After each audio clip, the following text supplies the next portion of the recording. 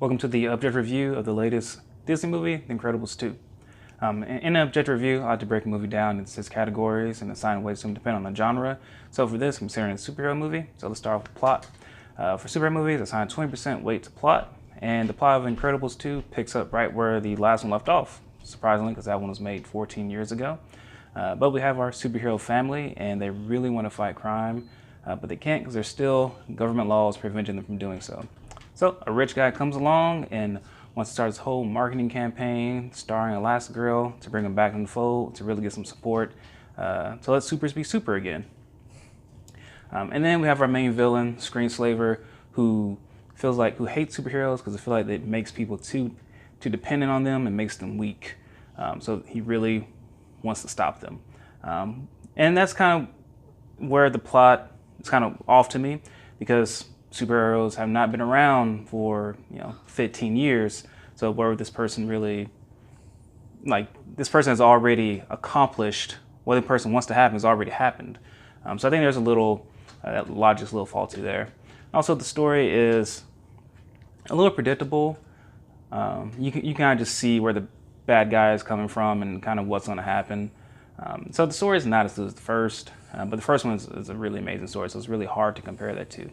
But the thing also about this movie that it's not that I dislike, it's just maybe something I really enjoy more, is that the subplots of this movie I find much more entertaining than the main storyline.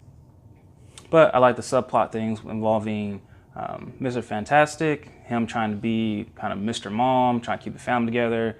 I used to take care of Jack, take care of Dashiell, and try to help Violet through her teen years. All those things were more entertaining to me than the main plot of Screenslaver and stopping him and getting the superheroes back into the public life.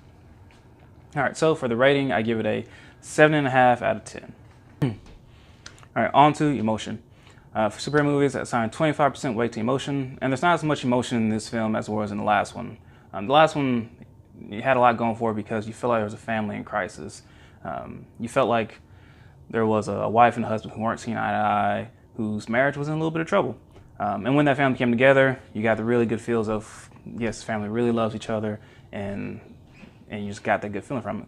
There's not as much in this one, I don't think, because the family really isn't in danger. And the family, we are a family type of feeling. And there really isn't any sad parts in this movie. There isn't any really just happy-go-lucky parts that just make you all. So really the emotion is just decent. I did really enjoy a moment between Violet and her father, where she just kind of understands the weight that he has on him, and she comes to a better understanding of him and kind of takes it easy on him. So for that, I give it a 7 out of 10. All right, next is action. I assign 20% weight to action for superhero movies, and the action in Incredibles is pretty good. It's really good. Elastigirl, I think, was a clear standout. Just the way they were very inventive with her superpowers. I've never seen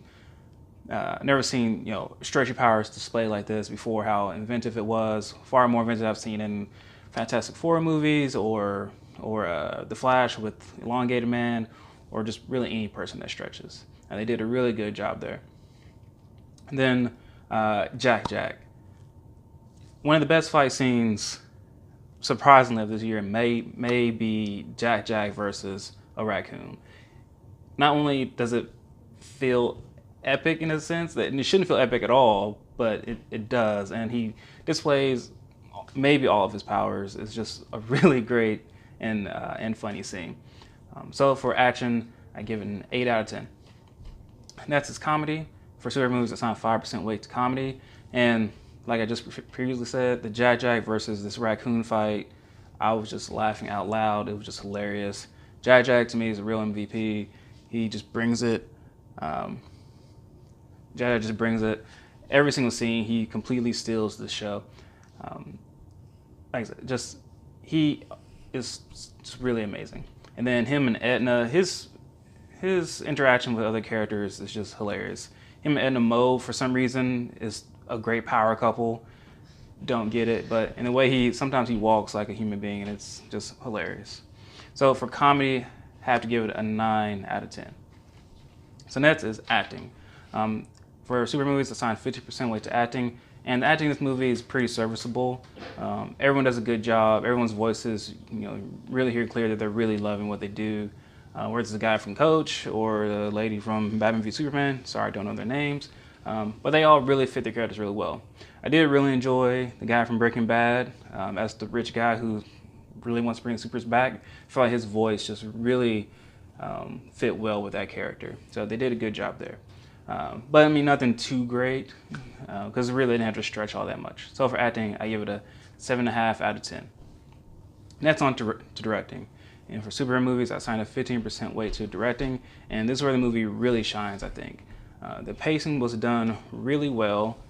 The CGI in this movie, I mean, just the animation in this movie is done so beautifully well, to where I'm really impressed with the backgrounds and just little touches here like the dust. It makes it feel like a really real world, so it provides a lot more weight to the situation.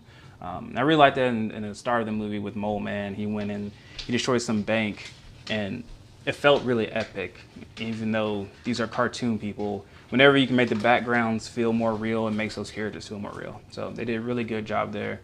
And then, like I said, the score was done well, the pacing was done really well. So I just really enjoyed the directing in this movie. So for that, I give it a 9 out of 10. So that brings us to our weighted average of a 7.8 out of 10 if it's weighted as a superhero movie.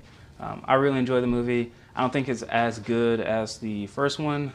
This movie feels like a really good in-between story between two really great stories. So hopefully the next story is much more dramatic, that you can have this great trilogy of films. So that's it. I'm out.